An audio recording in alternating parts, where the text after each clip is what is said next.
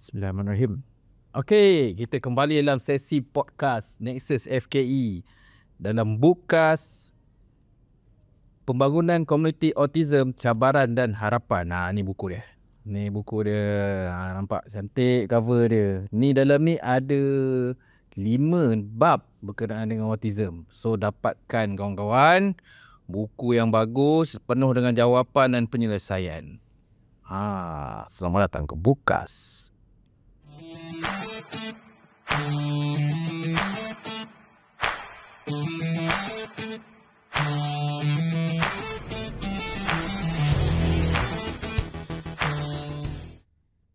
Bismillahirrahmanirrahim. Assalamualaikum semua. Pada hari ini kita kembali lagi dalam sesi bersama Nexus X FKE. Podcast dalam sesi Bukas Penerbit UTM Press. Pada hari ini kita akan bercerita berkenaan dengan pembangunan komuniti autism, cabaran dan harapan. So pada hari ini kita ada 2 orang tetamu khas. Satu adalah penulis buku sendiri, iaitu Dr. Dayana, dan lagi seorang Tuan Haji Najib, iaitu mewakili salah satu parents yang berhadapan dengan isu autism.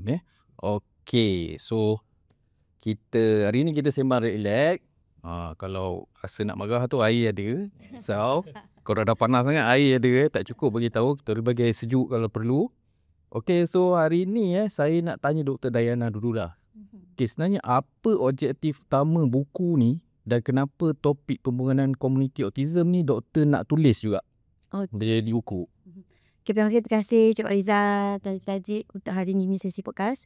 Okay, jadi sebenarnya kita terilhamnya untuk menulis buku ni adalah sebab saya tak ada anak autism. Okay, declare awal-awal lah tak ada anak autism. Tapi saya mula terlibat dengan penyelidikan berkaitan dengan kanak-kanak autistik bermula tahun 2018. Jadi pada tahun 2018 sampai sekarang ni kita dah banyak jumpa dari segi kita buat penyelidikan, kita buat program menulis transfer dengan komuniti, so melibatkan ibu bapa, guru-guru tu sendiri. So daripada 2018 sampai sekarang kita nampak cabaran yang dihadapi tu benda yang sama. Okay, benda yang sama dari segi tentunya kita cakap dari segi ibu bapa. Ibu bapa sekarang kita nampak alhamdulillah kesedaran dah makin meningkat. Cuma mereka ni mungkin tidak dilengkapkan dengan persediaan menghadapi anak-anak autism. Mungkin mereka dah pergi diagnose. So what's next? Hala tuju mereka. Apa yang mereka boleh buat dekat rumah? Kita nampak mungkin kurang kat situ. Itu pertama untuk ibu bapa. Untuk yang guru pula, kalau guru-guru yang pendidikan khas, mereka mungkin dah ada pengetahuan tu. Tapi bagaimana pula guru-guru di aliran perdana? Sebab kanak-kanak ni kalau mereka tak diagnose, mereka mungkin akan pergi masuk kelas macam biasa. Darjah 1, darjah 2. So cikgu aliran perdana yang tak ada pengetahuan tentang pendidikan khas ni, dia nampak macam budak ni kenapa nakal, tak boleh duduk diam kawan-kawan ni kan. So dia, alamak dia nak buat apa kan. Jadi cikgu pun akan rasa ada emosi terganggu. So mereka sebenarnya tak didedahkan dengan begini dan sebagainya. Dan yang terakhir adalah komuniti sendiri. Kita nampak sekarang alhamdulillah bila cakap autisma, dia dah pernah dengar, autistik pernah dengar, cuma penerimaan tu masih rendah.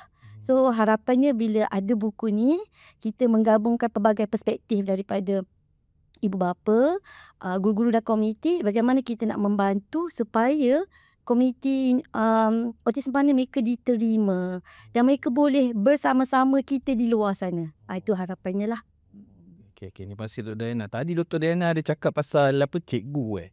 So berdasarkan pengalaman saya lah, saya sebenarnya lepas SPM pernah lah jadi guru sandaran tak terlatih gitu. Pengalaman dia dulu CSCT tu, waktu tu saya kena ajar budak darjah 2 tau. Paling belakang sekali saya diberi. Masa tu baru lepas SPM lah. So macam ada satu pelajar ni, dia kalau nombor 3 dia tu dia jadi macam Ain tau. Terbalik. Itu satu. Lepas tu lagi satu, ada seorang ni pula jenis dia suka tiba-tiba bangun melekat kat saya. Tak nak lepas kan. Tu antara masa tu orang cakap tahun 2002 macam tu kan.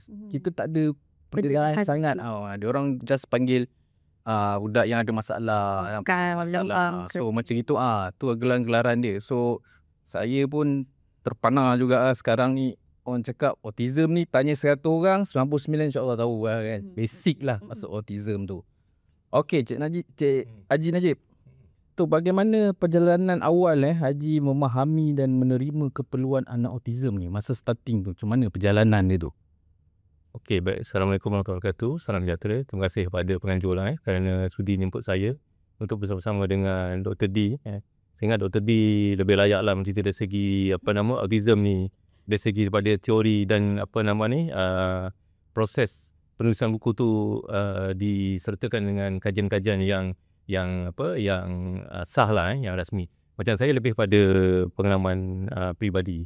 Cuma kita nak katakan perancangan Allah Ta'ala ni memang sempurna lah. Kita tak boleh nafikan lah Dr. D.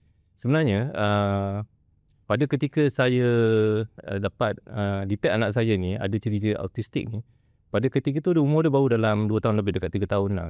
Kebetulan pada ketika itu saya cuti belajar. Masa tu pada tahun 2013 ke 2012 tu saya pergi further study di UKM, Universiti Kebangsaan Malaysia. Fakulti Kemanusiaan lah. Saya ambil dalam bidang master sains sosial pembangunan manusia. Jadi pada semester pertama tu, dalam syllabus saya tu, saya ambil satu subjek perkembangan kanak-kanak tau. Okey, jadi dalam banyaklah chapter dia ajar, antaranya adalah yang abnormality ni lah, kanak-kanak istimewa ni kan. Jadi bila anak saya lahir sebelum ni, kita macam tak perasan sangat dia punya perbezaan. Tapi apabila dia ada adik, dia ada abang, dia nombor 2, dia ada adik. Jadi kita dapati bahawa saya dan isteri lah, kita tengok anak yang pertama dengan nombor 3, dia punya development chart tu doktor, dia bukan sama. Maknanya sekian umur dia dah boleh ini, sekian umur dia dah boleh bertutur berapa kosakata kan. Tapi kita tengok anak saya yang nombor 2 ni, dia macam ada bit delay. Jadi bila kita tengok, dan saya sendiri kendalikan macam ujian asas lah untuk pengesanan autistik ni, daripada 10, 9 tu dia penuhi tau. Dia ada macam, dia tak ada eye contact, dia tak ada kosakata, dipanggil tak menyaut kan. Yang paling kita dapat detect tu dia punya social ability tu memang macam sangat rendah lah. Dia tak boleh berinteraksi dengan orang. Kalau ada orang ramai, dia nanti dia akan isolatedkan diri dia, dia nyuruh bawah katil, masuk dalam lemari dan sebagainya kan. Jadi satu masa tu kita dah buat ujian tu, tapi kita ni sebagai parent adalah juga terdetik dalam nanti macam face of denial, macam tak, budak ni macam nanti dah lama dia okey lah kan. Tapi bila saya kata tadi, adik dia yang nombor 3 lahir, kita kan pergi ke hospital. Jadi saya pergi ke pediatrik. Kat pediatrik tu, kat dinding tu dah ada tahu. Dia kata jika anak anda memiliki ciri-ciri ini, sila rujuk ke pediatrik tau. Jadi saya tengok tu, daripada saya kata tadi, kita dah buat ujian tadi kan, daripada kita punya assignment kelas kan. Dalam masa sama kita tengok anak kita dalam KKM punya chart tu, kita tengok memang ada. Jadi atas dasar itu saya bincang dengan isteri, kita rasa kita tak boleh nak biarkan anak kita ni. Jadi kita rasa this is the time untuk kita rujuk ke pediatrik. Jadi pediatrik buat beberapa ujian dan ditabelkan, dia cek mata, cek telinga, cek lidah. Dia kata dari segi fizikal dia okey, fit, maknanya sepatutnya dia normal. Jadi dia buat recommendation, ada satu surat medical doktor sahkan dia ni sihat dari segi fizikal, dan kita bawa ke pediatrik, buat ujian psikologi, dan anak saya disahkan ada ciri-ciri autistik lah. Daripada situlah kita tahu, dan atas kerana dia tu, saya terus tukar tajuk tesis saya doktor. Saya punya tajuk tesis saya untuk regulate sleeping pattern kanak-kanak autistik. Sebab anak saya ni dia ada masalah sleeping pattern. Dia tak boleh tidur pukul 9, 10. Dia akan tidur pukul 3, 4 pagi. Lepas tu pukul 5 dia dah bangun. Jadi kita ni sebagai parent yang memang besok pagi nak bekerja kan, kita dah lah kena jaga dia pagi-pagi pukul 3 tu selagi dia tak tidur kan. Kalau dia masuk dalam mesin basuh, kalau dia masuk dalam kolah kan. Jadi kita terpaksa berjaga. Jadi saya ubahkan saya punya tesis tu kepada how to regulate sleeping pattern among the autistic child lah. Tu awal dia lah. Sampai tukar tajuk tesis Wish. Nampak komitmen seorang bapa Itu anak nombor 2 Nombor 2 Khabar. Okey seterusnya kalau kita tengok dalam buku lah, kita ikut flow kita buy buku ni dalam bab 1 autism dan pembangunan komuniti doktor dalam bab 1 ni doktor ada bincang tentang pembangunan komuniti autism. Tapi dalam banyak-banyak komponen ni, yang mana yang paling kurang orang cakap dalam komuniti Malaysia ni kurang dibicarakan ataupun kurang dibincangkan atau diberi perhatian? Bahagian mana tu doktor? Perkongsian. So kalau kita melihat kepada penulisan buku lah kan, ada salah topik yang saya memang highlightkan adalah cabaran. Cabaran bagaimana nak membantu komuniti ni. Okay, cabaran yang pertama, kita nampak kita bagi pada 3 kategori lah. Haji Najib kan. Sebab saya rasa sebenarnya nak beri pujian pada Haji Najib ni. Sebab dia adalah antara parent yang bertindak dengan cepat. Seawal 2 tahun setengah. Okay, kita baru-baru ni baru habis selesai screening lebih kurang 203 orang kanak-kanak darjah 1 di 3 daerah, di Johor, Kota dengan Keluang, berusia darjah 1, 3 dan 5. Baru masih parent tak tahu yang anak dia ada masalah perkembangan tadi. Okay, ada masalah speech, masalah. Jadi kita rasa bagusnya Tan Haji ni dari seawal 2 tahun setengah dia dah nampak. Okay. Jadi kita nampak kat sini sebenarnya satu part yang kekurangan yang kurang diberi tumpuan adalah kepada pihak ibu bapa ni adalah what's next selepas anak mereka didiagnostik. Mereka dah diagnos macam tadi kan, dia dah pergi jumpa doktor dah mengeluarkan ni. So sebenarnya tak ada satu sistem sokongan yang lengkap lah, bukan cakap tak ada, kurang. Okay, dari segi hala tuju mereka, ke mana mereka nak pergi, itu yang pertama. Yang kedua dari segi akses terapi. Tadi dah jumpa doktor dah. So selalunya kebiasaannya bila doktor dah diagnose, mereka didesahkan ada autistik dan sebagainya, mereka akan perlu menjalani terapi. Terapi terpulanglah dekat swasta boleh, kat government boleh, pusat terapi boleh. Tapi akses terapi kita ni masih kurang, terutama di kawasan pinggir bandar. So bayangkan kalau parent-parent yang kurang berkemampuan ni macam mana nak pergi buat terapi, kos yang janji pun dah masalah. Kalau kat kawan pun lambat kan. Lepas tu mereka ni lagi tak ada pengetahuan. Jadi itulah akses kepada mereka ni macam nak dapatkan perkhidmatan tu tadi, untuk ibu bapa. Yang kedua, itu dari segi ibu bapa untuk terapi. Ibu bapa tu sendiri, apa dia nak buat kat rumah yang tak anak-anak dia? Sebab dia tak tahu ni nak buat apa kan. Dia nampak mungkin tadi tak pandai bercakap, nanti dia ajarlah anak dia bercakap. Dia ajarlah anak dia bercakap macam dia ataupun dia ingat mungkin anak dia apa tu lambat macam kadang-kadang delay je. Delay. Zaman-zaman dulu kan selalunya ala abang dia memang lambat. Lelaki yang lambat bercakap. Kadang nenek-nenek dia beritahu kan. Kata dia nanti 4 tahun. Abang dia dulu pun 4 tahun baru cakap kan. Dia selalu ada macam tu lah. Jadi mereka ni tak didedahkan apa yang mereka perlu buat untuk menyokong anak-anak di rumah. Yang kedua adalah dari segi cabaran fasiliti awam. Kalau kita nampak di luar negara, dah banyak kemudahan yang orang kata mesra pada OKU ni ataupun autisma ni. Kita dah ada rasanya plan bandaraya ataupun bandar mampan inklusif. Tapi tak banyak lagi. Adalah tempat yang saya nampak, contoh ni kalau kat Johor ni, dekat Muar, mereka ada buat satu kawasan riadah tu, ada sensory punya elemen yang untuk cater environment untuk mereka yang autistik. Tapi masih kurang lagi persekitaran awam yang mesra inklusif untuk autistik. Itu kita nampak lah. Jadi macam mana sebenarnya kita nak develop, kita nak ada bandaraya maju kan, mampan, tapi kita jangan terlupa untuk ni lah tadi, mereka yang berkeperluan khas ni tadi. Okey, so macam ni, kalau macam yang tadi Dr. D kata keperluan khas atau mungkin untuk kanak-kanak autism ni, kalau kita tengok taman permainan sekarang ni kan, kan dia ada macam benda-benda boleh roll lah, boleh gerak-gerakkan. So kalau berbanding zaman dulu ada joget-joget, longsor, main pasir kan. So adakah benda tu sebenarnya adalah benda untuk kanak-kanak autism ataupun sebenarnya tu bukan? Okey, kita nampak macam nampak ada tekstil tu, nampaklah konon ada kasar halus kan. Tapi sebenarnya untuk kita membangunkan persekitaran tu ada banyak elemen. Dia melibatkan warna. Kanak-kanak ni kadang tak boleh warna yang terlalu cerah. Suasana keadaan kawasan pun tidak boleh terlalu bising. Sebab mereka ni rasa benda tu, air setitik tu dia rasa dah terlalu bising macam kita buat di shopping komplek. Yes. Air setitik tu kan. Jadi mereka ni tak boleh nak absorb benda tu. Jadi dia banyaklah elemen tu. Kalau kita nampak contohnya, kita ada juga yang shopping mall yang dah mula ada mesra autistik. So dia ada satu bilik kita panggil calm room kan. Kat airport pun dah ada mula, kalau mereka yang ada masalah autistik ni, mereka dimasukkan satu bilik khas untuk memberi ketenangan sebelum mereka ni berlepas ke pelbagai. So kita nak that kind of environment diperbanyakkan di tempat-tempat awam. Alright. Terima kasih tadi. So dari perspektif Haji pula sebagai seorang bapa, sokongan komuniti macam mana yang Haji rasa paling kritikal tapi susah betul nak jumpa? Dia macam ni, Masa anak saya tu dalam 2013, 2015. Dr. D dalam 2018 kan. Betul. Maknanya saya ingat sebelum tu kesedaran komuniti tu dah ada, tapi belum menyeluruh lah saya kira. Cuma kalau pengalaman peribadi saya since anak saya ada autistik ni, saya cuba educate jiran-jiran. Sebab macam anak saya ni dia lelaki. Jadi kalau ikut saya punya decision review pada ketika 2010, 2012, kita dapati bahawa 1 nisbah 4. Maknanya 1 kanak-kanak perempuan, 4 kanak lelaki. Maknanya dari segi population autistik ni ramai lelaki. Dan diorang ni ada tenaga yang sangat kuat. Jadi kadang ibu dia macam anak saya. Anak saya ni badan dia besar. Dia tinggi sekarang 173.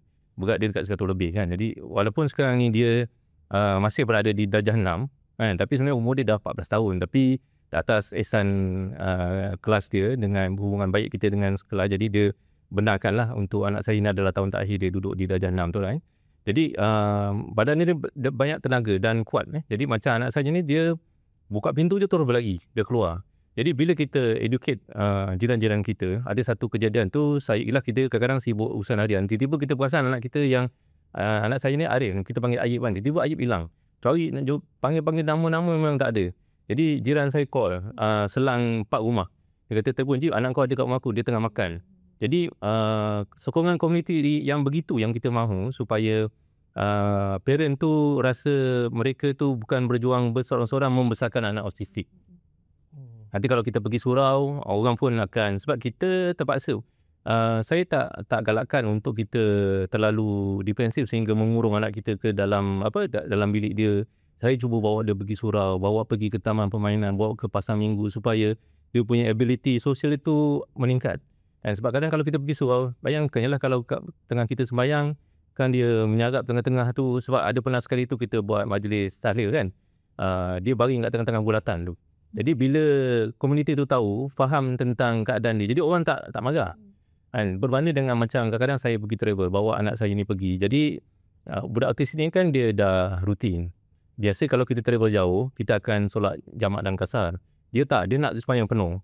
Dia ada satu ketika tu, bila nak berhenti sembahyang zuhur ke satu kawasan ni, anak saya ni kita lebih senang dia pakai seluar yang paras lutut lah, sebab dia nak urus diri pun banyak kan. Jadi dia pakai macam anak saya ni dia Chinese look. Dia macam budak, kalau tengok ingat macam Chinese. Dia masuk surau. Jadi ada orang-orang komuniti yang baru nampak dia macam marah dia, macam tegah dia daripada masuk tau.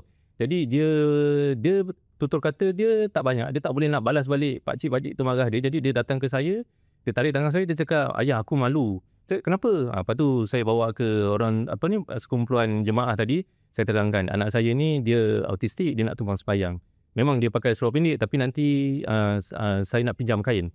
Jadi dua situasi yang berbeza. Macam yang taman perumahan saya tadi tu, boleh katakan jiran-jiran komuniti memang dah tahu dah dia. Maknanya kalau siapa jumpa dia, akan bawa dia masuk ke dalam rumah dan dia akan call saya, dia kata anak Haji ada di rumah. Jadi sokongan komuniti itulah sedikit sebanyak mengurangkan beban kepada penjaga tadi. Saya kata tadi seolah-olah support, moral support itu mereka tidak berjuang berseorangan. Dan macam Dr. D maklumkan tadi, bila ada komuniti yang menyediakan kemudahan-kemudahan yang mesra pada autistik ni, sangat-sangat membantulah. Sebab ada juga macam kadang-kadang kalau kita bawa anak kita pergi ke shopping mall kan, dia nak sesuatu benda yang mana yang tak wajar untuk kita beli kan. Nasib baik dia minta mainan-mainan. Kalau dia minta ada yang memang dia nak ada kereta yang kadang-kadang ada dekat mall tu ada showroom kereta kan. Dia minta bapak dia beli kereta. Macam mana? Berguling-guling anak dia kat situ kan. Jadi kurangnya anak saya ni dia buat benda yang mungkin tak wajar. Jadi dia menangis. Jadi kita peluk dia. Saya ada dengar ada orang lalu belakang tu kan. Kalau aku ni budak ni aku dah tampar je. Sebab dia mungkin dia tak tahu anak saya ni autistik. Dia ingat macam saya terlalu manjakan anak saya yang yang melalak-lalak ni kan. Tapi kalau kita tahu budak-budak ni kita tak boleh buat kata doktor buat judgement. Jadi mungkin pada ketika itu kita tak faham, mungkin dia ni autistik, mungkin dia ni ada ADHD. Dan jadi mungkin sekarang ni saya nampak komuniti dah lebih terbuka dan mereka pun banyak memberi sokongan lah. Kadang ada even kalau macam dia mengamuk ke ada juga parent lain yang mungkin memahami kita, dia menawarkan bantuan, pertolongan. Dia kata nak apa-apa ke nak ini, dia tolong bagi makanan ke apa kan. Jadi itu that kind of the support tu lah yang kita mohon. Okay. Baik Terima kasih Muhammad Haji. So kita dapat tengok kat sini bahawa komuniti dah makin tahu pasal autism ni dan moral support sangat penting. So sebenarnya kalau kita, macam saya sendiri sebenarnya adik saya ada seorang anak autism. So macam yang Dr. D cakap, dia tak boleh bunyi bising kan.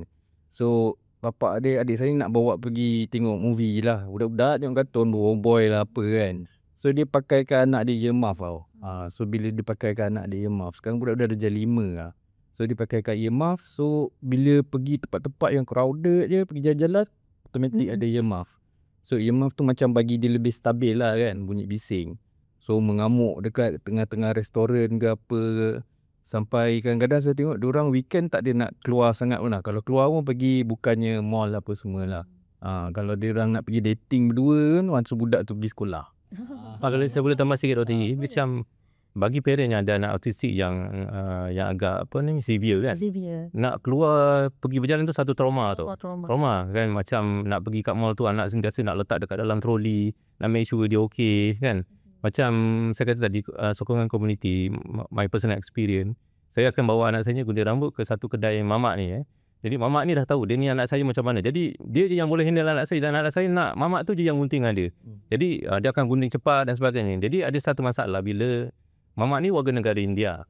Dia akan ada balik satu masa dia akan balik negeri dia kan. Jadi bila saya bawa ke kedai gunting lain kan, jadi dia mengamuk, dia tendang apa ni kan. Kalau kedai mamak tapi mamak lain kan, ada yang macam spiral dia punya lampu tu. Dia nak cari mamak yang gunting dia tu. Jadi kita masalah. Jadi kita kena fahamkan dia bahawa mamak tu tak ada. Jadi dia kena menyesuaikan dengan mamak yang lain. Jadi saya kata sokongan komuniti tadi tu, hingga mamak tadi pun aware dan dia tahu macam mana nak handle budak autistik gunting rambut. Kan dia tak boleh ada macam ada apa ni, yang macam cucuk-cucuk rambut dia. Jadi setiap kali dia gunting dia akan spray angin. Dia akan spray angin. Jadi make sure budak tu dalam keadaan okey. Within 15 minit dah selesai. Jadi bila mamak tu balik negeri, sampai sekarang tak balik-balik, lagi dia balik dah ada mamak lain. Pak lain juga dia punya personal experience lah. So dengar sini baba-baba hipster di seluruh negara, anda dapat satu target market. Mesra autism. Kat situ yang main tu kalau buat reel ke buat apa tu Haji Oi meletup. Meletup. Tengok. Boleh yang buat khusus nanti. Boleh buat khusus kita akan panggil mamak dari Okay. So kita continue untuk bab 2 pula. Dr. D, apakah cabaran terbesar doktor bila lihat cuba nak menyatukan keluarga, sekolah dan masyarakat dalam satu ekosistem komuniti autism tu? Dia punya cabaran terbesar tu nak bagi dia orang ni unite dan faham pasal autism ni. Dia sebenarnya kalau nampak untuk 3 entiti ni, ibu bapa, guru dengan komuniti, dia sebenarnya ada sedikit, bukan cakap masalah besar lah, dia sebenarnya ketidakselarasan kefahaman tu. Sebab setiap tu ada kapasiti masing-masing. Macam ibu bapa, dia ada struggle dia sendiri kan. Dia dari segi untuk membesarkan anak itu, mungkin dari segi financial constraint, dari segi emosi dia sendiri sebab kalau kita tengok kajian, kebanyakan berlaku keruntuhan rumah tangga tu adalah keluarga yang punya anak-anak macam ni tadilah.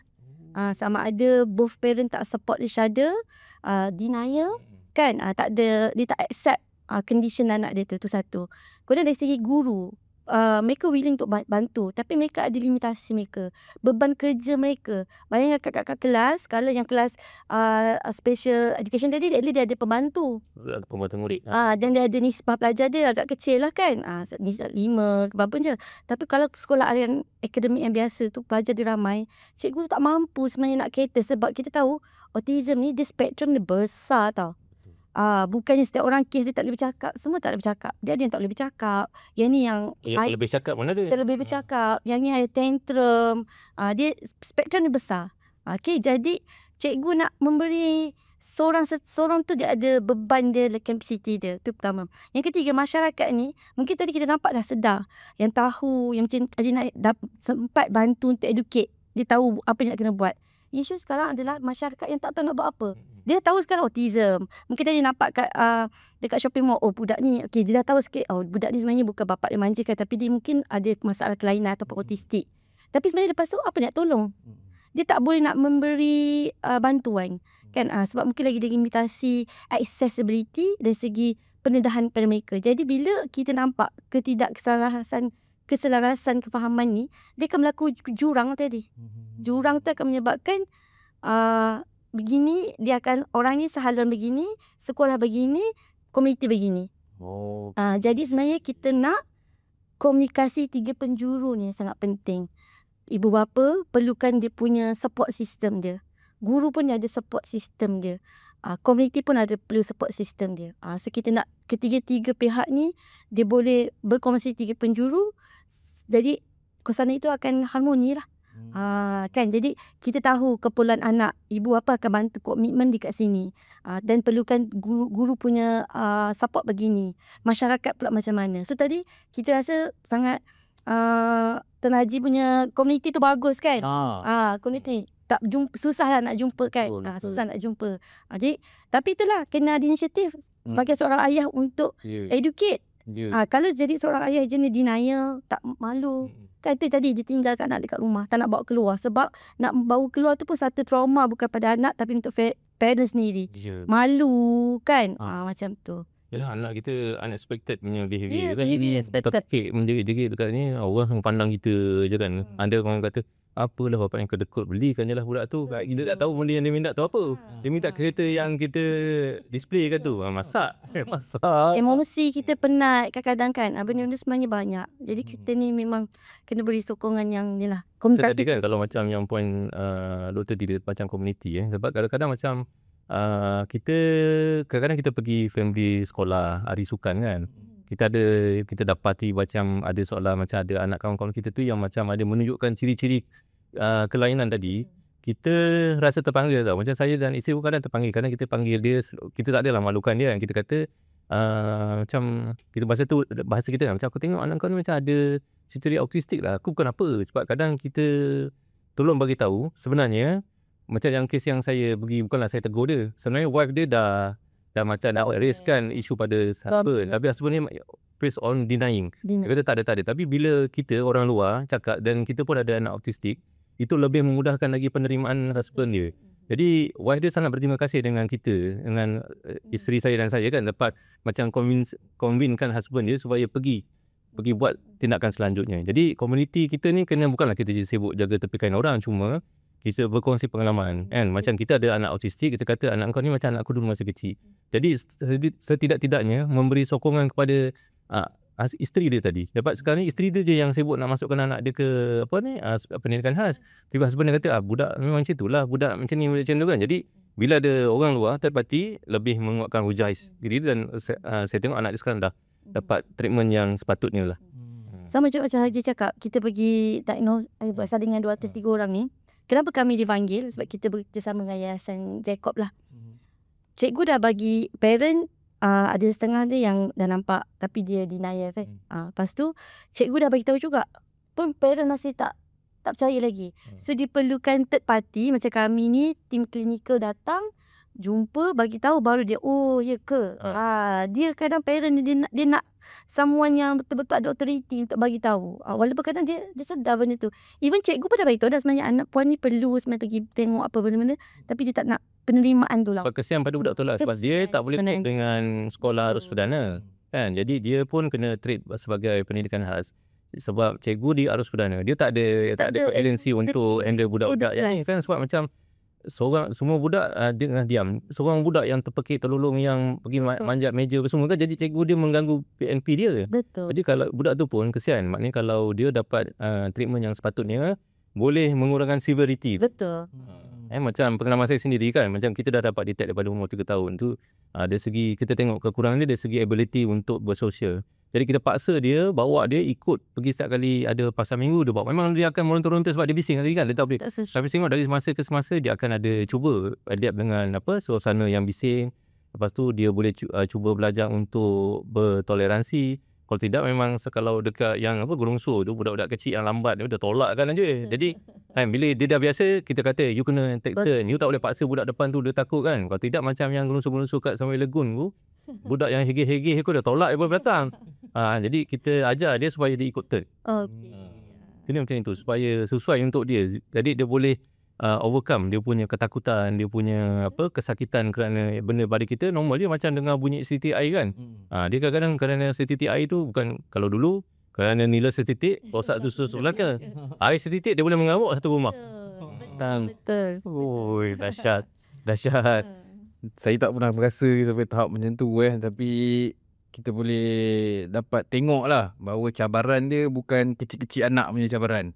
Cabaran dia agak brutal dan yang penting sekali saya dapat tangkap lah daripada perbualan dengan doktor dengan Haji, kita sebagai parents kena cepat terima kenyataan. Itu dia punya cure nombor 1 dia, first step dia.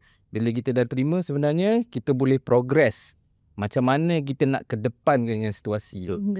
So senang cakap macam orang sakit jugalah. Dia tak tahu selagi doktor tak cakap kau sebenarnya ni kolesterol kau tinggi ni. Badal lah. Badal tak makan ubat. Dah tersumbat satu baru kata kan. Macam tu lah lebih kurang Haji doktor kan. Ada pengalaman nampak tu. Dah itulah dia ceritanya. Okey, daripada kita pergi chapter 3 pula doktor. So, dah chapter 3 ni senang cakap lah buku ni ada banyak jawapan. Buku ni ada banyak jawapan tuan-tuan. Boleh dapatkan di Shopee, UTM Press. Kalau nak pakai voucher kat Shopee. Kalau kaya atau voucher dah habis boleh ke kedai buku. Ataupun hubungi Dr. Dayana. Mungkin dia ada stok. Okey. So, chapter 3 doktor dalam segi pengendalian terapi. Apa prinsip utama dalam memilih terapi yang sesuai untuk setiap satu behavior anak autism ni? Okey. Pertama sekali, untuk parent, bila nak pemilihan terapi tu, dia kena tahu profil anak dia. Sebab saya cakap tadi, autism ni di spektrum dia berbeza. So sekarang kita nampak banyak dah dekat media sosial, trending terapi, TikTok lah, buat macam ni lah, massage macam ni lah kan. Bukan tak bagus. Benda tu bagus sebab kita ada tips-tips untuk membantu. Cuma parent kena study sikit yang sesuai dengan profil anak dia.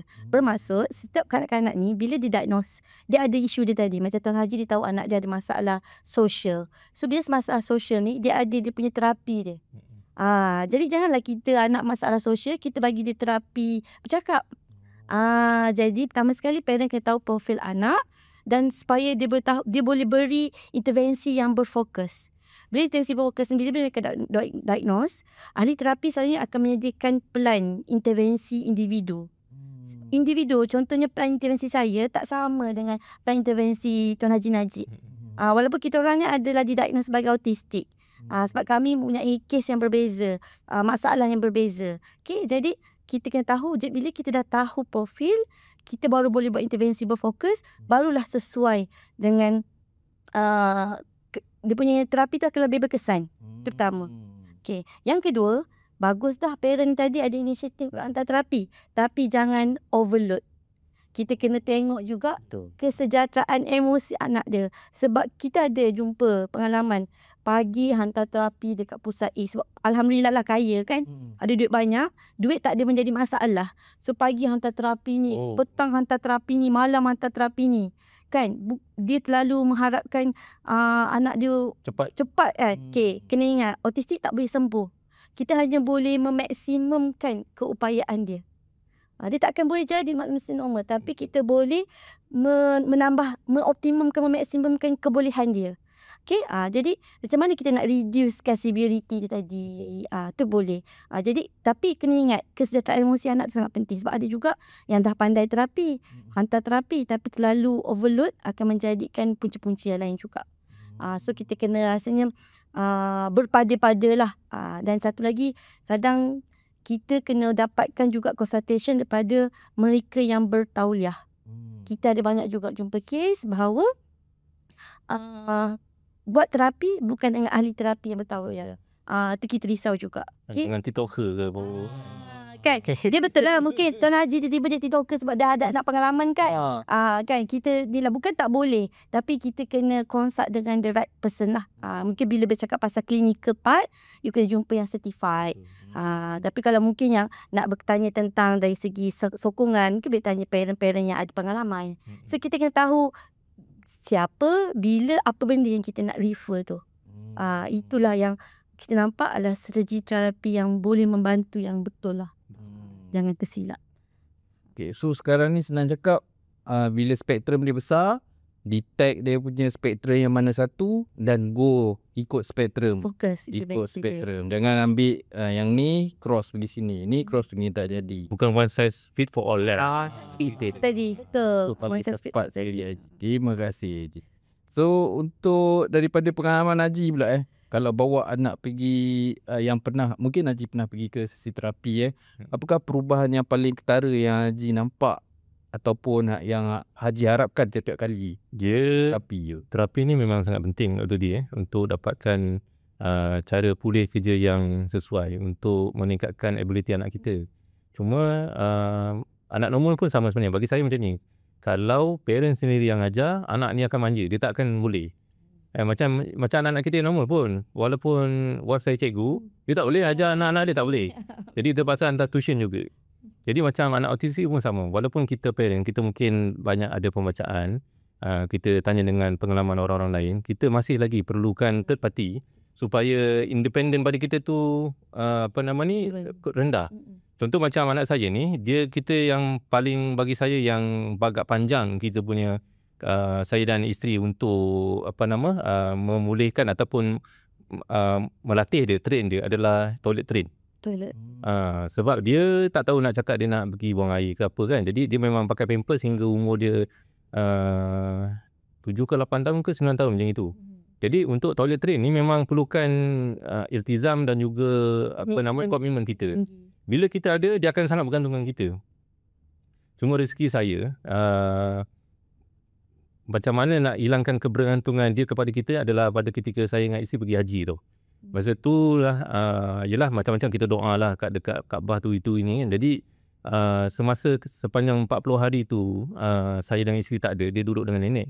Jadi nenek dia ni ajar dia untuk pergi ke toilet. Dan alhamdulillah bila saya balik haji tu, dia dah tak pakai dah pampers tu.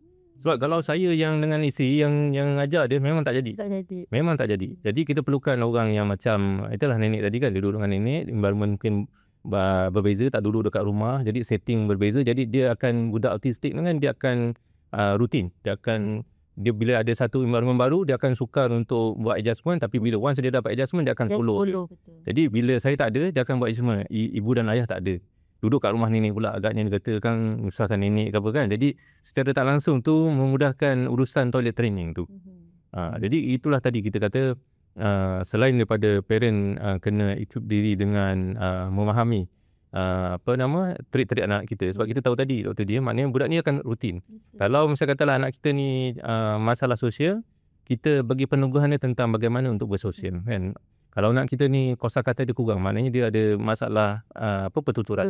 Kita bawa pergi ke terapi yang sesuai dan dapatkan orang yang bertauliah lah. Sebab saya kata tadi, tak semestinya anak tu sesuai intervention tu sesuai dengan anak kita, sesuai juga untuk autistik yang lain. Okay. Terima kasih Ji. So kita pergi ke yang seterusnya, Dr. Diana. Kenapa kemahiran motor halus dianggap sangat penting untuk perkembangan anak autism, dan biasanya apa yang mistik-mistik yang biasa dibuat dalam latihan motor halus ni? Okey. Tahu tak apa motor halus? Motor halus mungkin menulis. Pandai. Tahu test tu pula dia jadi director ya. Okey. So motor halus betul lah, dia pergerakan otot-otot kecil kita, tangan kan. So kebiasaannya kanak-kanak autistik ni dia akan ada masalah dari segi fine motor je. Betul. Okey, contohnya macam menggunting, menulis kan. Okey, kebiasaan ni kesilapan yang berlaku adalah repetitive drilling yang kita buat. Kadang contohnya macam cikgu kan, bila dia nampak pelajar tak boleh menulis, dia akan suruh menulis banyak kali. Tak boleh menggunting, kita ada buat case study, menggunting, tak boleh menggunting, cikgu tu akan bagi setiap hari pegang gunting dan ambil gunting. Sebenarnya tu salah. Dia bukan sebab tak boleh menggunting, dia ada masalah sensori lain yang kita perlu settlekan. Itulah fungsinya bila pergi macam kita pergi jumpa occupational therapy cara kerja. Mereka akan menyelesaikan masalah. So sebenarnya masalah dia bukan sebab dia tak boleh menulis tadi, tapi sebab mungkin otot dia tak kuat lagi. Tangan dia tak boleh nak pegang ni. Dia pegang lenguh. Sebab tu kita dapat tulis kat meja kan, bengkok tangan dia. Ataupun dia pegang tu dia tak rasa pensel. Dia tak rasa gripping. Dia tak sensitif kan? Dia the grab tu tak betul. Gunting pun cara pegang gunting salah. Kita gunting salah, kita biasa kita akan gerakkan bahan. Tapi dia lah duk bahu dia macam gini. Ada yang kita buat ujian menggunting, dia tebuk daripada tengah. Sebab dia bukan tak tahu menggunting, tapi fine motor dia tidak di-activate. Jadi kita kena buat aktiviti-aktiviti lain. Contohnya macam kita kena buat aktiviti lacing. Supaya kuat otot dia ni, otot dia ready, barulah boleh berfungsi. Itu keperluan fine motor ni. Jadi kita nampak kadang-kadang cikgu akan tulis salin kat depan. Salin kat depan banyak kali. Sebenarnya tak menyelesaikan isu yang sebenar dari segi fine motor tadi. So banyaklah sebenarnya aktiviti-aktiviti fine motor yang boleh bantu. Jadi kita nampak sebenarnya isu dia menulis. Nampak simple as that menulis kan. Tapi sebenarnya untuk menyelesaikan masalah dia menulis tu, ada banyak sangat aktiviti fine motor yang dia kena buat. Barulah dia bercapai menulis. Menggunting tu mungkin dia kena buat 10 atau 20 aktiviti fine motor. Baru boleh dia menggunting. Itulah kita nampak macam remeh kan untuk kita yang tipikal ni. Tapi untuk mereka tu sangatlah memerlukan kesabaran. Kesabaran ya menggunting je kot kalau kita biasa zau. Tapi silap tak apa jadi kat gunting tu kita tak tahu. Tangan dia, bahu dia. Kan budak sekarang main gadget. Bila main gadget sini mungkin stiff kan. Jadi tu yang dia lenguh. Baru gunting sikit dia dah. Ni sebab tak ada ni lah exercise kat situ. Okay. Haji pula kalau macam aktiviti motor halus apa yang Haji biasa masa starting dulu start educate? Kalau tengok kanak autistik ni, dia akan main mainan secara abnormal. Contoh macam basikal kan, kita belikan basikal, dia bukan lungang basikal tu, dia terbalikkan basikal tu, dia pusing tayar tu. Jadi dia akan susun. Itulah ciri anak autistik tu. Sebab bila umur dah 2 tahun lebih tu, kita belikan basikal, dia buat main terbalik. Dia ada tendensi untuk susun benda sampai tinggi ke atas. Sanjang. Cuma kadang-kadang macam tadilah Dr. D kata, anak autistik ni dia ada spektrum dia. Macam anak saya pula, dari segi fine motor ni dia tak masalah. Even macam kan kita ada 2 straw tu, dia boleh masukkan antara celah 2 tu. Biasa kalau budak autistik kadang-kadang tak boleh. Jadi kalau macam saya tengok tiba-tiba dia ada 2 straw tu, dia masukkan selama macam itu. Kita pun kadang terkial-kial macam tu kan. Jadi sebenarnya kita nak kena tengok juga. Ada juga yang kadang-kadang dia ada fine motor ni dia okey. Motor kasar pula, dia nak menendang tu, olah depan tu tak kena-kena. Jadi kita sebagai parent kita kena alert lah tadi. Maknanya tu saya kata tadi, sebenarnya walaupun anak kita autistik, mungkin package dia lain. Istilah package lah. Fine motor dia okey. Jadi anak saya ni dia punya motor kasar dia. Untuk berlari, nak lurus tu payah. Jadi kadang-kadang kita dia ada 3 orang, dia ada 2 orang lagi, abang dan adik. Jadi lelaki-lelaki ni kita galakkan dia untuk kalau dia ada main bola dia join. Supaya secara tak langsung dia boleh ada kemahiran menendang bola. Aim nak masuk dalam goal kan. Jadi dia punya, kita tengok mula dia lari tu macam dia dah hilang fokus lah. Baru 2-3 langkah dia dah ke tepi ke kanan.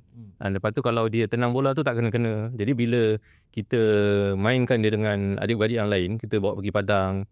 Sebab saya cerita sikit saya punya tesis lah. Bila kita nak regulate sleeping pattern budak kanak-kanak autism ni, dia tidak ada kemahiran sosial bahawa malam itu adalah waktu rehat untuk tidur. Siang itu waktu bekerja. Jadi kita cakap pun dia tak apa-apa faham. Jadi kita perlukan satu kaedah untuk istilah dia supaya dia letih tau. Sebab satu dari segi diet makan, kita jangan bagi makan yang terlalu tinggi gula, karbohidrat tinggi, supaya kalau dia ada gula lebih, hyper lah dia kan. Jadi kita punya sleeping pattern ni kita buat macam ni.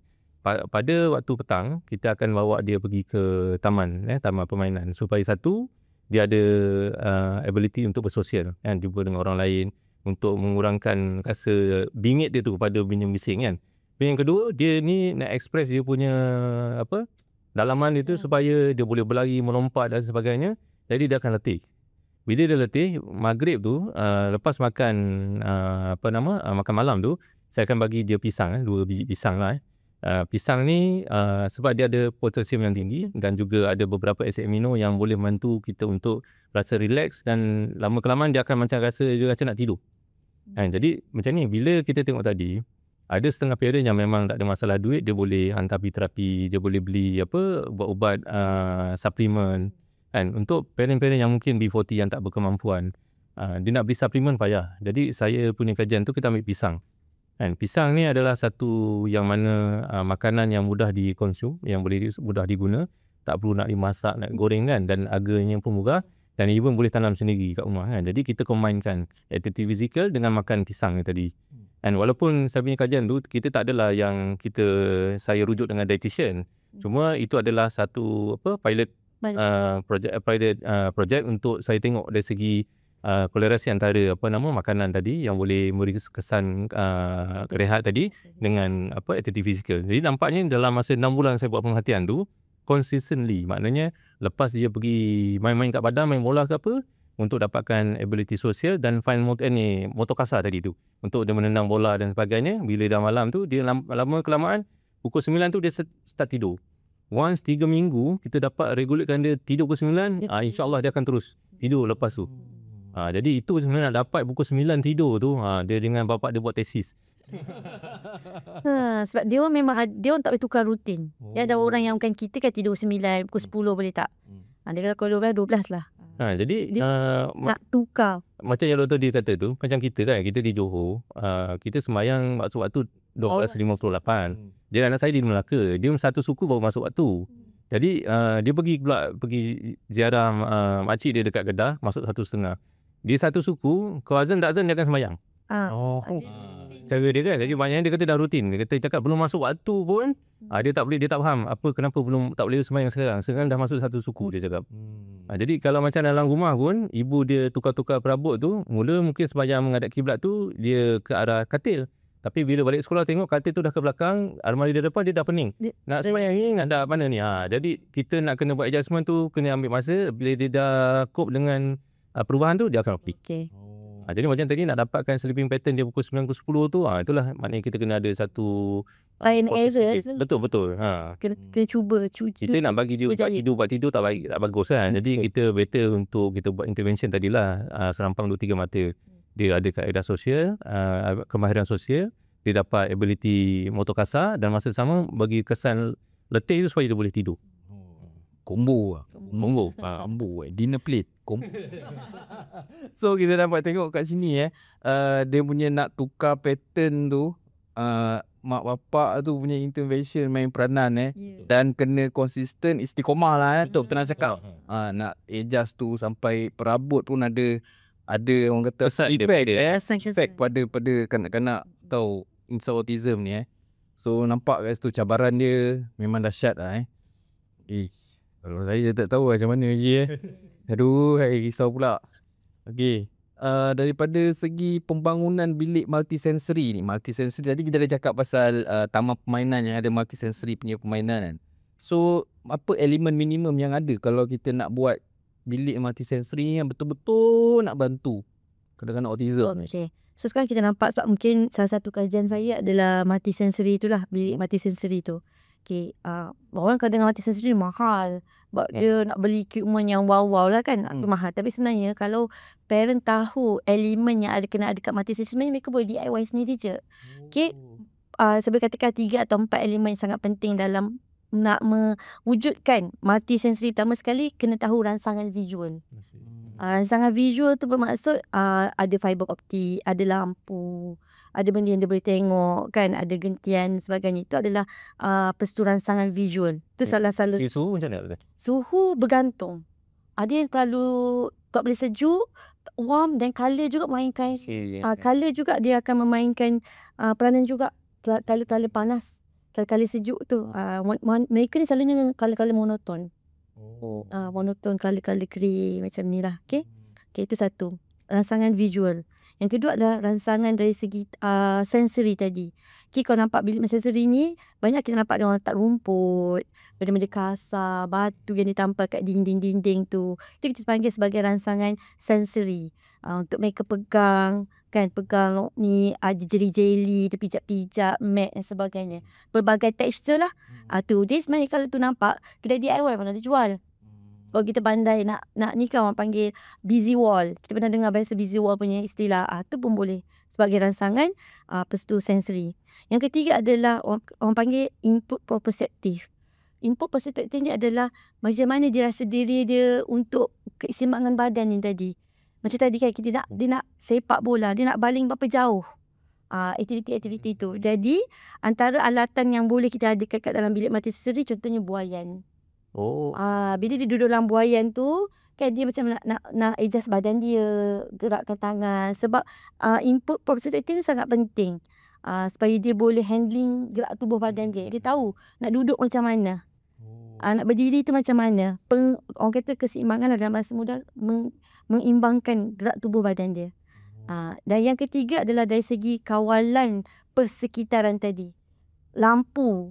Selalunya bila bilik mati sensori ni kita sinonim dengan warna gelap. Apa tu cahaya-cahaya yang malap sebab memberikan elemen ketenangan pada mereka. Mereka ni seeking tau sensori ni. Kita nampak kan ada kadang dia hentak kepala kan. Dia tak sakit tapi dia tengah mencari sensori tu. Apa rasa tu yang dia hentak tu. Kita ada satu pernah jumpa guru datang bawa ke tempat terapi. Anak ni selalu keluar air liur. Tak tahu masalah cikgu pun tak boleh selesaikan. Ibu pun tak boleh selesaikan. Sekali kita masukkan dalam kolam bola. Kolam bola ball pool tu sebenarnya yang ada budak-budak suka main bola-bola kat situ. Dia masuk dalam tu automatik dia punya air liur hilang. Berhenti. Jadi parent letaklah kolam bola tu kat rumah. Jadi macam tu. So ada 4 perkara ni tadi. Kata rangsangan visual, rangsangan sensory, input perspektif dan juga persetaran tu. Itu adalah paling penting ada.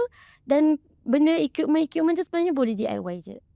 Kalau untuk di skala rumah lah yang kecil. Tapi kalau peringkat clinical setting tu kita akan guna yang lebih berteknologi lah. Yang lebih sesuai. Kita ada kita panggil macam ada wall untuk aktiviti mereka buat, motor dan sebagainya. Sebab sebenarnya bilik mati sensori ni untuk menyediakan kanak-kanak ni supaya dia boleh buat aktiviti. Bila dia dah settle dia punya emosi, kita bagilah apa-apa dia boleh absorb. Tapi kalau emosi dia tak ready, emosi tak stabil, kita suruh dia buat aktiviti pun tak akan efektif. Kita nak proses intervensi tu meaningful. Kita kena settlekan dia dulu supaya dia ready, emosi dia okey. Baru kita boleh ajar dia buat aktiviti-aktiviti tu. So senang cakap kalau kat sekolah pun ada juga multi-sensory room. Dia readykan pelajar tu dulu baru dia add lagi. Betul. Kita baru selesai dengan sekolah Taman U. Kan SK Taman U. So dia memang ada masalah. Masalah budak ni tantrum datang sekolah pagi kita bangun. Kan tak nak batas sekolah. Jadi dia akan masukkan bilik mati sensori tu. Budak tu dia dah seeking apa benda dia akan bilik mati sensori ni mereka akan independent explore tau. With kita punya monitoring lah. So dia dah explore, dia dah okey, baru cikgu akan masuk dalam kelas. Baru dia boleh duduk, belajar dan sebagainya. Dia bagi calming punya effect lah. Ketenangan kat situ. Okey. So Cik Najib, kalau kat rumah ada ke Cik Najib buat benda-benda ni dulu sebelum ni? Adalah juga macam kadang bila kita applykan apa yang kita dapat daripada kelas kan, mana masa saya sama master tu, kita ada jugalah cuba beli magnetic sand untuk dia fine motor apa semua tu kan. Kita ada beli trampolin kan, supaya dia bukan dia suka melompat-melompat kan. Katil dia memang dah jahanam 2-3 kali katil kan. Padahal besar, katil dia lompat. Bayangkan je lah kan, macam bapak budak lompat atas katil kan.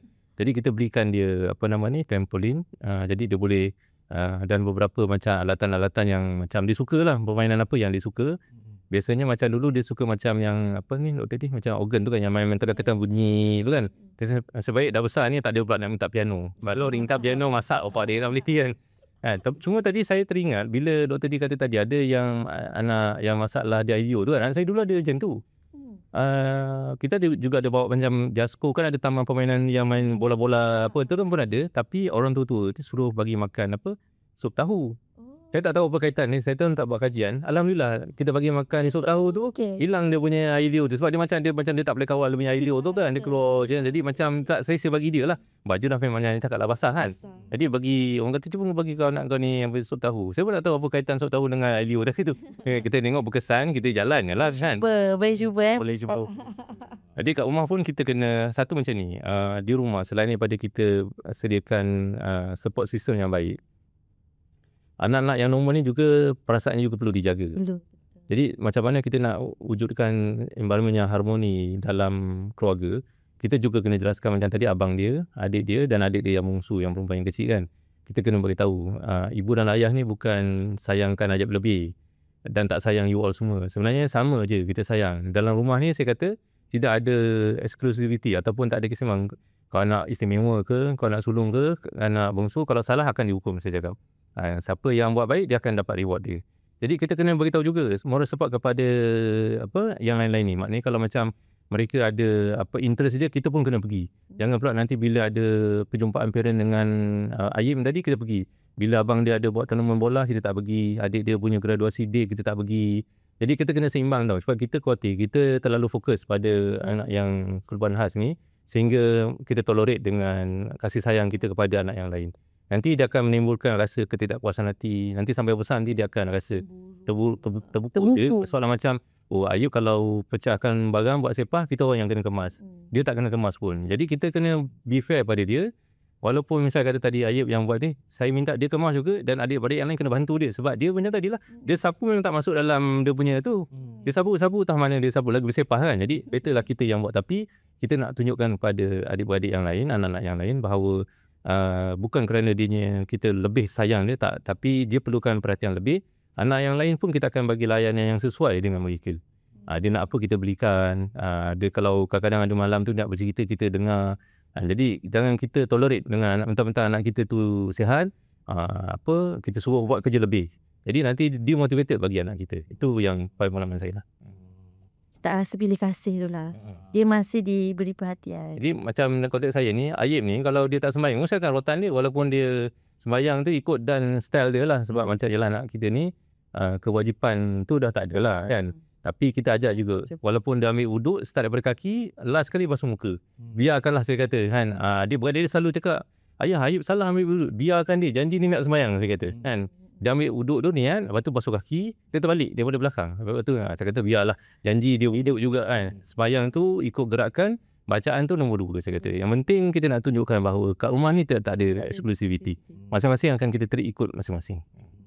So keadilan lah tu rumah tu, dahsyat Dahsyat seorang bapa yang dahsyat. Kalau anak-anak yang sihat ada rebel, lagi kita susah.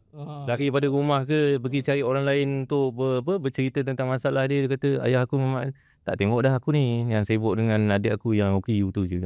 Salah kita. Nak memahamkan diorang. Betul. Memahamkan tu lah. Dahsyat. Dah berapa kali saya silap bapaknya kena pergi terapi juga Kalau betul, sebab kadang-kadang doktor ni, kita anak OKU ni dia anak syurga. Saya cakap lah dengan saya kan, kadang dia ni confirm masuk syurga. Sebab dia memang anak syurga kan. Kita ni kalau tak sabar dengan dia ni, kita belum tentu syurga. Boleh neraka kita pergi dia, saya kata. Jadi itu cabaran bagi kita lah sebagai parent lah. Dan adik-adik yang lain, kita kena beritahu, sentiasa ingatkan. Kalau ibu dan ayah tak ada, tanggungjawab korang ni, jaga dia ni. Dia ni memang nikmat dunia dah tak ada, saya kata. Jangan kata saya belikan PS5 ke untuk dia apa semua ni kan. Sedangkan saya kata, contohnya saya kata dengan anak yang abang yang nak melajarkan, nikmat bercinta, dia dah tak ada, saya kata. Nikmat dia nak beli baju yang cantik, dia tak kisah. Ayah belikan baju gambar Doraemon pun dia pakai, walaupun dia dah bujang, saya kata kan.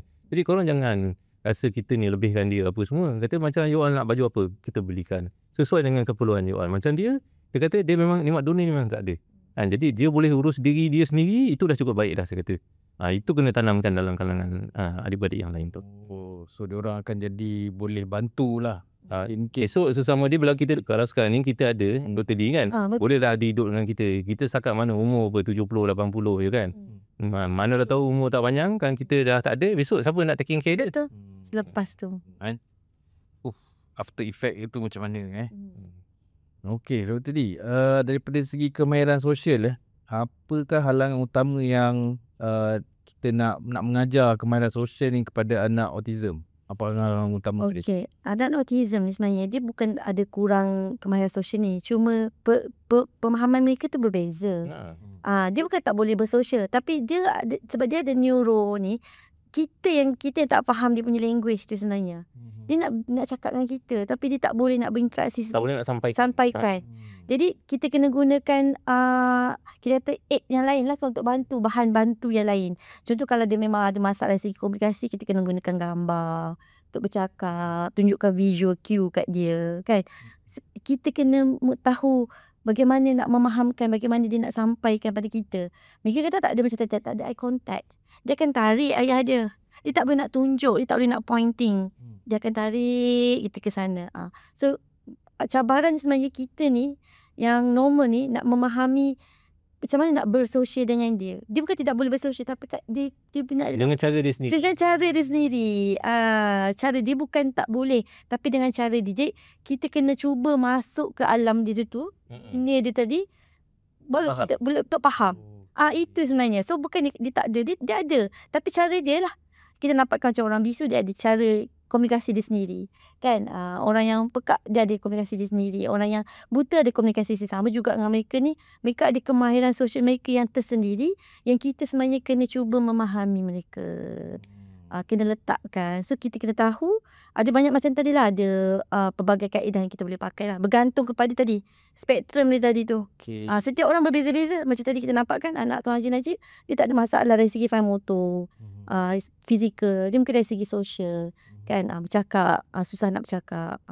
Jadi kita kena tahu, bila kita dapat identify perkara itu, kita sebenarnya boleh berkomunikasi dengan dia. Dan kita boleh bantu. Macam tadi doktor kata tadi, berdasarkan pada cara dia kan, macam Ayub tadi, dia nak main wrestling dengan adik dengan abang dia. Betul. Tapi cara dia kan tak ada eye contact kan. Jadi adik dia dekat sini, dia akan tumbuk sini tapi dia tengok cermin tu. Faham tak? Dia maknanya dia pergerakan berdasarkan cermin. Kalau dia punya, bila dia nak bertumbuk kan, dia nak tumbuk sini tapi dia tak boleh tengok orang direct eye contact. Jadi dia tumbuk tu, dia tangan sini tapi mata dia tengok cermin tu, image adik dia tu kat mana. Dia sesuaikan macam tu. Sebab dia tak boleh tengok direct contact mata dengan eye to eye kan, mana mata ke mata kan, dia tak boleh direct contact. Jadi dia tengok kat cermin tepi rumah tu, tepat tu dia punya kerana wrestling dia. Dia buat penyesuaian macam tu. Dan jadi kita bukan tak boleh bersosial, kita kena sesuaikan macam mana nak bersosial dengan dia. Adik dia pun terkejut lah, tahu-tahu sampai je. Kita tak pandang. Kawan lah, dia daripada tengok pada cermin, orang tu kat mana. Kesing kan. Tu dia cara dia menyesuaikan.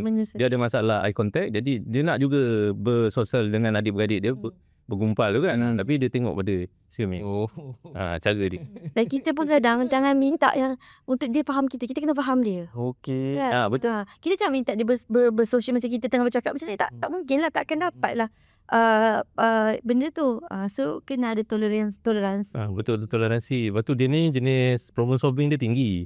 Dan dia praktikal. Sebab kadang kalau ada satu masa tu, kita kan nak ajar dia macam mana bersosial kan. Bila kita bawa dia pergi makan dekat kedai sarapan pagi kan, anak saya ni dia lebih suka suhu sejuk. Dia panas-panas dia tak suka. Dia tak boleh pergi kan panas. Jadi bila ada satu masa tu, bila kita bawa dia pergi kedai nak order roti telur, dia roti canai kan, dia punya praktikal dia tu, dia akan tunggu dalam kereta. Dia kata kalau dia cakap dengan adik dia, kalau aku punya menu dah sampai baru beritahu, dia akan keluar daripada kereta. Sebab dia tak nak panas. Sebab kalau macam kita kan kena tunggulah sama-sama itu kan. Jadi kita kena ajar dia, Ayub tak boleh macam ini, kena gini. Tapi dia punya praktikal dia tu, buat apa nak tunggu benda yang belum sampai, dia cakap.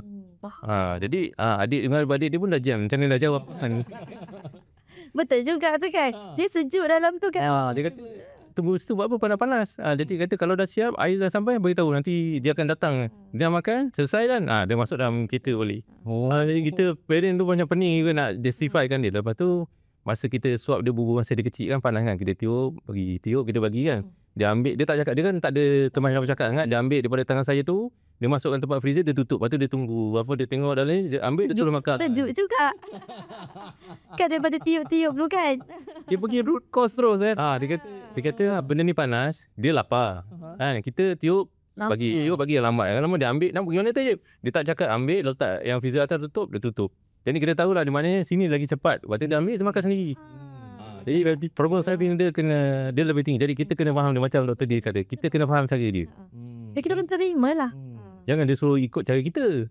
Kita kena faham dia dan kita buat penyesuaian. Penyesuaian kita. Dahsyat Sebab tu diorang ni kalau parent-parent dapat identify, mereka akan ada keunikan dan kelebihan dia. So kelebihan tu lah parent kena polish.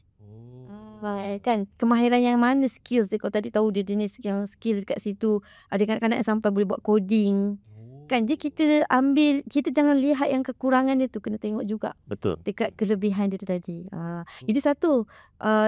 Panas. Tadi Tuan Haji ada yang kanak-kanak dia tak boleh ada label baju kat belakang ni.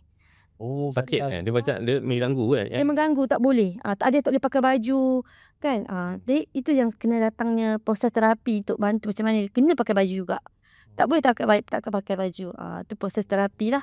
Macam mana nak settlekan isu-isu tu. Pada kita kadang doktor yang badan kita isu kecil je. Tapi pada dia mengganggu keseluruhan hidup dia. Keseluruhan hidup dia. Betul. Serabut betul dia. Kalau dengan tadi label baju je pada kita pun masalah dia kan. Paling kuat pun kita gunting je lah. Ya, itu kadang jadikan dia jadi tentera, jadi apa. Pada isu tu je. Betul. Sebab dia tak boleh nak tolerate tu. So kita kena sesuai kan macam mana. Betul lah. Masa saya, anak buah saya tu masa dia kecil, dia suka meniarap. Lepas tu dia duk main-main kan. Dia lukis-lukis kan. Lepas tu dia bila saya, lukis apa? Dia tu tarik tarik kertas dia kan.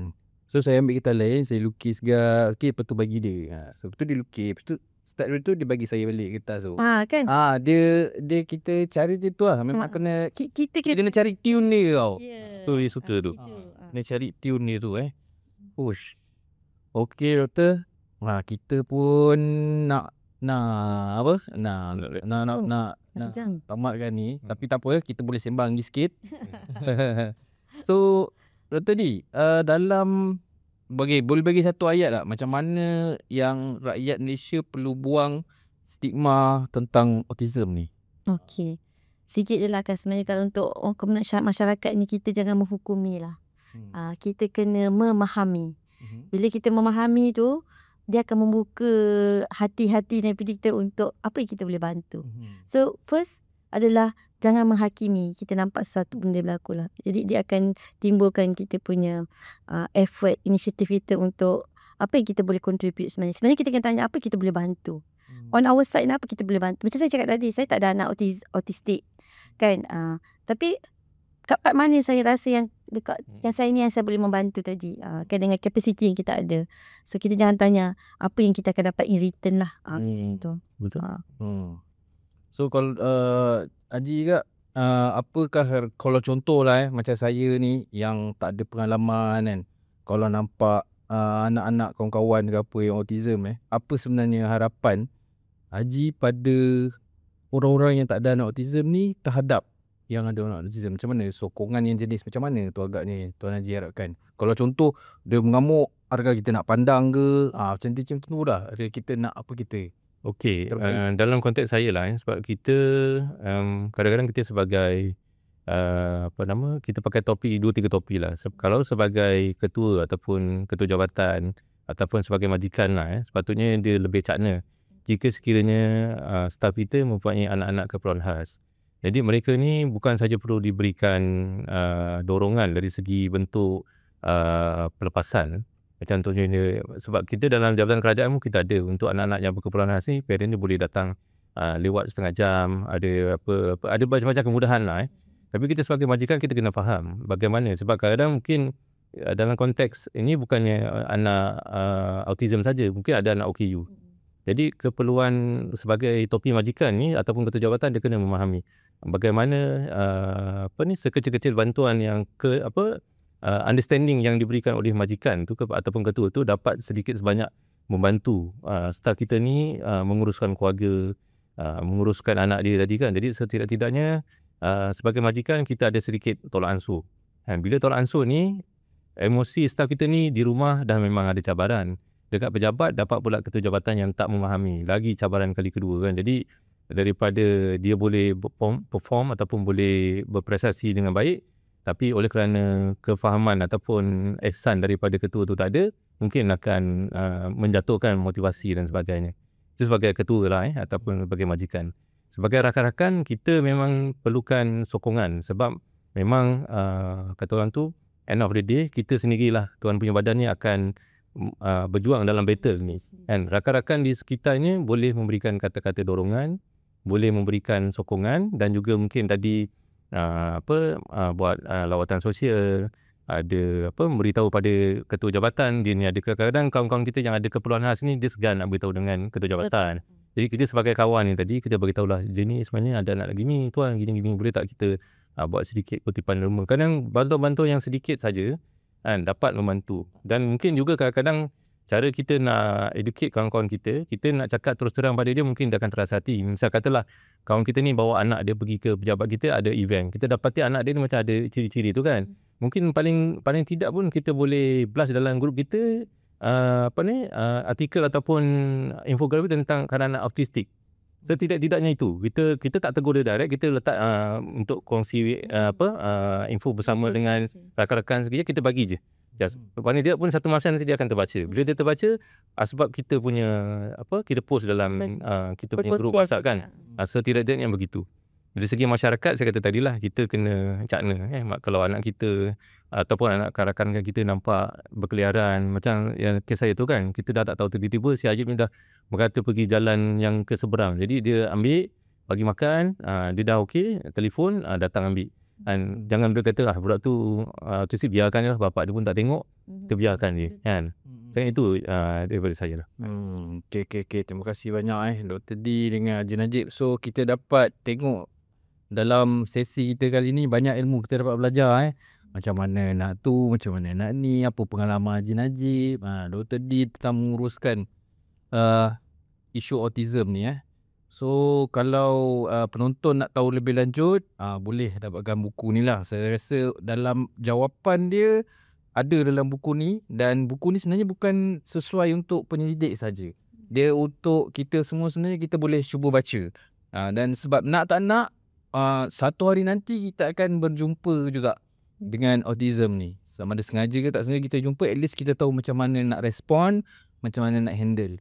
So terima kasih sekali lagi Haji Najib, Dr. D dalam sesi bookcast kita bersama Nexus dan FKE. Terima kasih banyak. No Hmm. problem. Okay. So terima kasih semua kerana menonton. Jumpa lagi kita dalam episod yang akan datang. Belum tahu lagi apa tajuknya, dan kita akan pastikan yang terbaik untuk pendengar-pendengar podcast kita pada hari ini. Okay. Assalamualaikum. Assalamualaikum.